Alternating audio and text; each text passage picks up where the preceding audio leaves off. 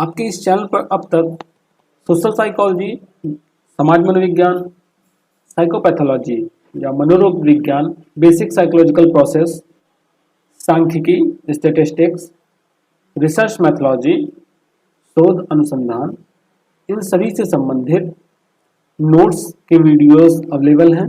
इनके साथ साथ एमसीक्यू टाइप क्वेश्चंस भी, ऑब्जेक्टिव क्वेश्चंस भी, जिसमें सोशल साइकोलॉजी से रिलेटेड, एबनॉर्मल साइकोलॉजी से रिलेटेड, पर्सनालिटी मेंटल टेस्ट से रिलेटेड, स्टैटिस्टिक्स, सांख्यिकी से संबंधित, रिसर्च यानी शोध से संबंधित, गाइडेंस काउंसलिंग, परामर्श एवं निर्देशन से संबंधित, इन्वायरमेंटल साइकोलॉजी और लास्ट में साइकोलॉजी प्रैक्टिकल से संबंधित कंप्लीट वीडियोस चैनल पर मिल जाएंगे। आपको इन वीडियोस के लिए सिर्फ यहाँ पर जो आपका वीडियो के नीचे टाइटल है, टाइटल के सामने आपको डिस्क्रिप्शन का एरो दिख रहा है, इस एरो पर आप क्लिक करेंगे, नीचे आपको सभी प्लेलिस्ट के लिंक प्रोवाइड हैं।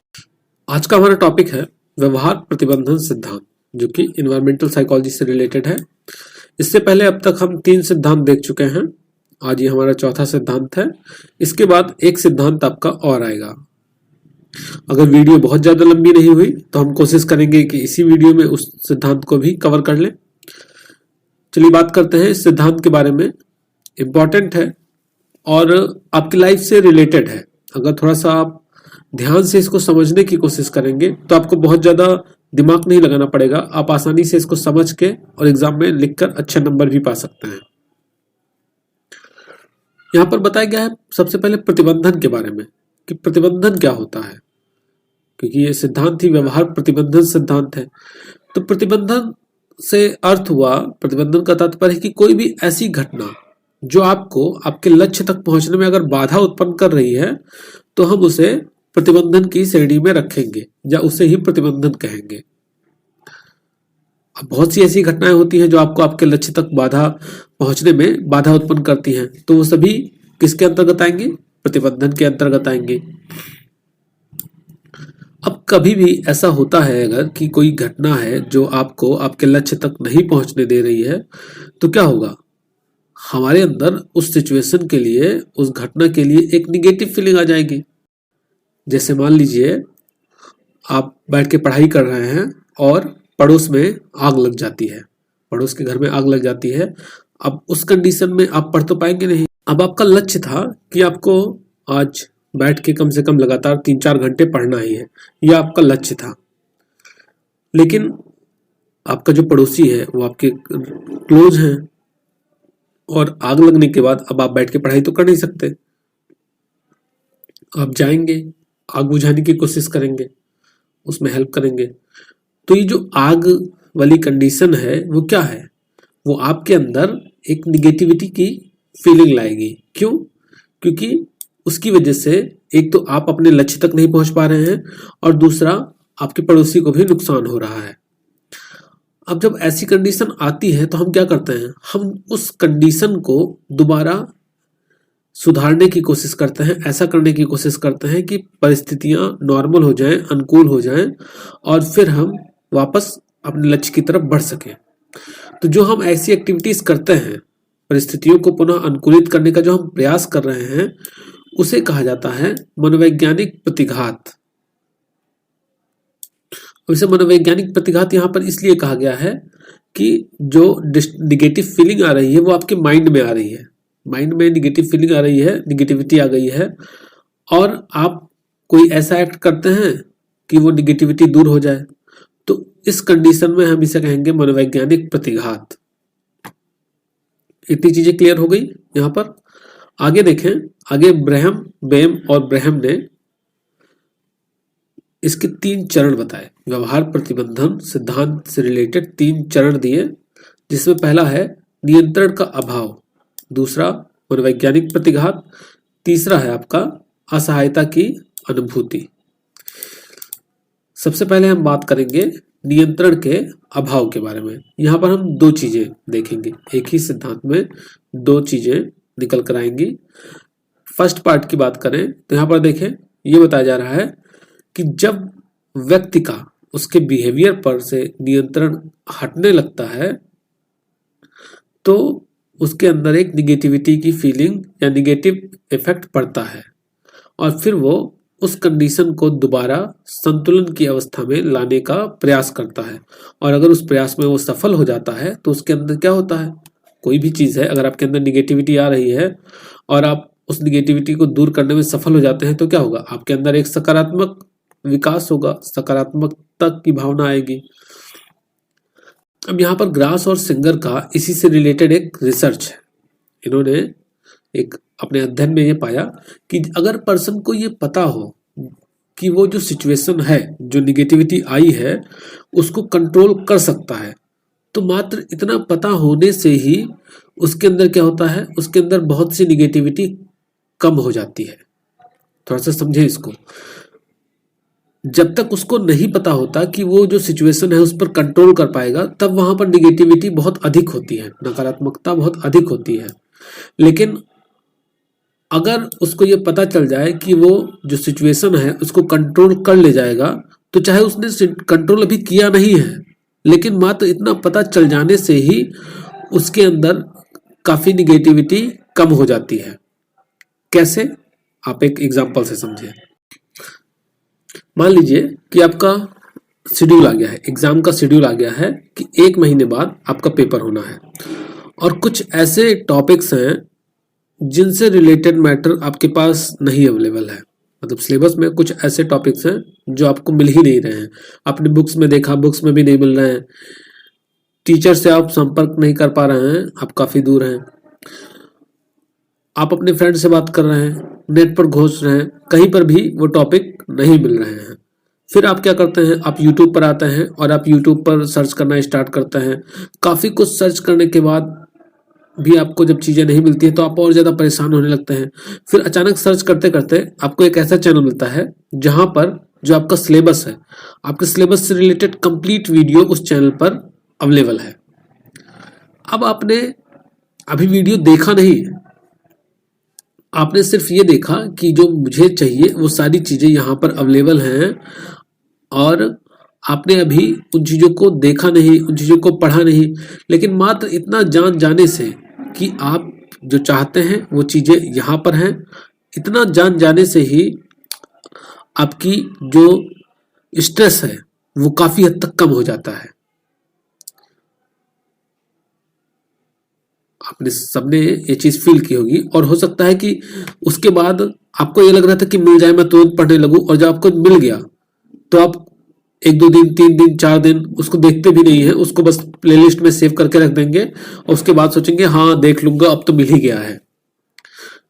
तो वही चीज़ यहाँ पर ग्लास और सिंगर ने अपने रिसर्च में पाया कि अगर हम कुछ ऐसे प्रयोज्यों को रखें और उस कंडीशन में जो जहाँ पर उनको रखा गया है वहाँ पर बहुत ज़्यादा शोर शराबा वाली सिचुएशन को हम बनाएं, वहाँ पर बहुत ज़्यादा शोर शराबा हो।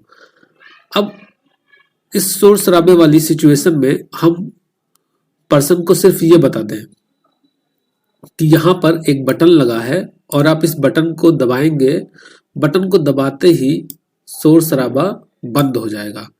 तो पहले ये पता होने से पहले उनके अंदर बहुत ज़्यादा स्ट्रेस था कि अरे इतना ज़्यादा शोर हो रहा है, कैसे कंट्रोल करें, क्या करें, ये वो, और वो बहुत ज़्यादा परेशान थे उसको कंट्रोल करने के लिए। लेकिन जैसे ही उन्हें पता चल गया कि सिचुएशन उनके कंट्रोल में है, वो जब भी चाहें इस चीज़ को बंद कर सकते हैं, तो उन्होंने बंद करने से पहले ही उन्हें काफ़ी रिलैक्स फील हो गया, मतलब उन्हें रिलैक्सेशन की फीलिंग आई, जबकि उन्होंने अभी उसको बंद भी नहीं किया है। समझ में आ गया? यहाँ पर यह बताया जा रहा है कि अगर सिचुएशन हमारे कंट्रोल में नहीं होती है तो हम बहुत ज़्यादा परेशान हो जाते हैं उस सिचुएशन को लेकर। लेकिन अगर हमें पता है कि सिचुएशन हमारे कंट्रोल में है तो उस सिचुएशन में भी हम अपने जो प्रॉब्लम्स हैं उनको उतना ज़्यादा वैल्यू नहीं देते हैं, या हमें लगता है कि ये तो हम कभी भी कंट्रोल कर सकते हैं। तो आपकी जो प्रॉब्लम है वो कम हो जाती है। दूसरा है यहाँ पर मनोवैज्ञानिक प्रतिघात। आपने ऊपर भी देखा है कि जब पर्यावरण से या पर्यावरण में कुछ ऐसे उद्दीपक होते हैं जो आपके नियंत्रण को बाधित करते हैं, और फिर आप पुनः नियंत्रण स्थापित करने के लिए उस सिचुएशन पे क्या करते हैं, आप शारीरिक और मानसिक रूप से उस पर नियंत्रण स्थापित करने के लिए प्रयास करते हैं। तो इसी प्रयास को क्या कहा गया, प्रतिघात का नाम दिया गया। तीसरा पॉइंट है यहाँ पर असहायता की अनुभूति, या जिसे हम कहते हैं फीलिंग ऑफ हेल्पलेसनेस। इससे रिलेटेड आपने एक रिसर्च भी पढ़ रखा होगा, एक टॉपिक जो कि आपने एबनॉर्मल साइकोलॉजी से रिलेटेड क्लास में देखा होगा, जहां पर सेलिगमैन का एक प्रयोग है जिसमें वो एक कुत्ते को पकड़कर बांध देते हैं और फिर फर्श पर वो करंट फ्लो करते हैं और कुत्ता जंजीर में बंधा रहता है। वो बहुत ज्यादा भागने की कोशिश करता है, इधर उधर कूदता है, छटकता है, लेकिन उसे कामयाबी नहीं मिलती है। फिर वो अचानक क्या मतलब, फिर वो चुपचाप बैठ जाता है और करंट फ्लो हो रहा है, वो झेल रहा है, लेकिन चुपचाप फिर भी बैठा है, क्योंकि उसे ये विश्वास हो जाता है कि अब मैं इस सिचुएशन को कंट्रोल नहीं कर सकता हूँ, सिचुएशन मेरे कंट्रोल से बाहर जा चुकी है और अब मुझे इसी में रहना पड़ेगा, इसको मैं बदल नहीं सकता। तो वो नई चीजों को ट्राई करना, मतलब और नए तरीकों को ट्राई करना बंद कर देता है। तो यहाँ पर वही चीज बताई जा रही है कि जब पर्सन बार बार फेल हो जाता है, अपनी सिचुएशन को कंट्रोल करने में बार बार फेल हो जाता है, तो वो क्या करता है कि वो नई चीजों को सीखना बंद कर देता है और यहीं से उसके अंदर हेल्पलेसनेस की फीलिंग डेवलप होती है कि चीजें मेरे कंट्रोल में नहीं है, मैं उन्हें कभी भी कंट्रोल नहीं कर सकता। अब इससे रिलेटेड हिरोटो ने एक रिसर्च भी किया। इन्होंने कुछ प्रयोज्यों को लिया और उन्हें ऐसे कोलाहलपूर्ण वातावरण में रखा जहां पर बहुत ज्यादा शोर हो रहा था, मतलब कोलाहल है तो शोर होगा ही। अब उस सिचुएशन में हुआ क्या, इन्होंने जो प्रयोज्यों को रखा था उसमें कुछ प्रयोज्य ऐसे थे जिन्होंने पहले भी ऐसी सिचुएशन का सामना किया था और उस सिचुएशन को उन्होंने कंट्रोल कर लिया था, तो वे इस सिचुएशन में भी आसानी से समस्या को समाप्त करना सीख गए, उन्होंने उसको समाप्त कर लिया। लेकिन वहीं पर कुछ प्रयोज्य ऐसे भी थे जो पहले भी इन सिचुएशन को नहीं कंट्रोल कर पाए थे, तो उन्होंने ये सोचा कि जब पहले ही नहीं हम कंट्रोल कर पाए हैं तो अब क्या कंट्रोल कर पाएंगे, और उन्होंने उस सिचुएशन को कंट्रोल करना सीखा भी नहीं सीख सके। अब इसकी कुछ विशेषताओं की बात करते हैं। मैंने हमेशा आपसे कहा है कि जो भी थ्योरीज होती हैं उसी थ्योरीज में से कुछ पॉइंट निकालकर विशेषताएं बनाई जाती हैं, बताई जाती हैं। एक दो पॉइंट को अगर छोड़ दिया जाए तो ज्यादातर थ्योरी से रिलेटेड होती है। यहाँ पर देखें, बताया जा रहा है कि यह सिद्धांत पर्यावरण प्रदूषण को रोकने में अत्यंत उपयोगी है। इसके साथ साथ दूसरी इसकी विशेषता है कि जब जो उद्दीपक हैं, उद्दीपक बहुत ज्यादा बढ़ जाते हैं, ऐसे उद्दीपक जो प्रतिबल उत्पन्न कर रहे हैं, स्ट्रेस उत्पन्न कर रहे हैं, तो ऐसी सिचुएशन में पर्सन का उस परिस्थिति से नियंत्रण हट जाता है। तीसरा पॉइंट भी दूसरे पॉइंट से ही रिलेटेड है कि जब पर्सन को ये पता चल जाता है कि वो सिचुएशन पे कंट्रोल नहीं कर पाएगा या सिचुएशन पर उसका कंट्रोल कम होता जा रहा है, तो उसके अंदर एक निगेटिव फीलिंग आ जाती है। और जब निगेटिव फीलिंग आ जाएगी तो फिर वो क्या करेगा, वो शारीरिक और मानसिक स्तर पर उसका विरोध करना शुरू कर देता है। तो ये थी इसकी विशेषताएं। आगे देखते हैं हम व्यवहार प्रतिबंधन सिद्धांत के प्रभाव, effect of behavioural constraint theory.